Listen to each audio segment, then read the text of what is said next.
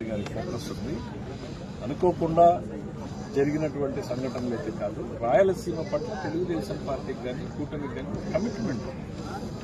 ఇదేదో యాదృచ్ఛికంగా జరిగిపోయినటువంటి సంఘటన కదండి. చంద్రబాబు నాయుడు గారు ఫస్ట్ బట్టి అని చెప్పాడు, లైఫ్ లైన్ అందరినీ ఇవాళ ఇంప్రూవ్ చేయకపోతే మీరు రాయలసీమకి ఏం చేయలేరు. మిగిలినవి ఎన్ని చేసినా కూడా నీళ్ళంటూ ఇవ్వలేకపోతే ఆ ప్రాంతం అభివృద్ధి చెందాలి. సో ఫోకస్ ఆన్ వాటర్ అని చెప్పాడు.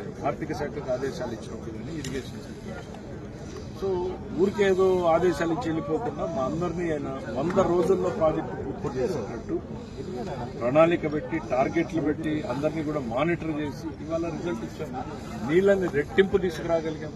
5 సంవత్సరాలలో ఒక చుక్క నీటిని తీసుకురాలేని జగన్మోహన్ రెడ్డి గారు ఏం మొహం పెట్టుకుని రాయలసీమ ప్రజలకి సమాధానం చెప్తారు? ఏం సమాధానం? నీళ్లు తెచ్చానంటాడా, రోడ్లు ఇచ్చానంటాడా, ఫ్యాక్టరీలు ఇచ్చానంటాడా, ఏం చేశానండి? రేపు సమావేశంలో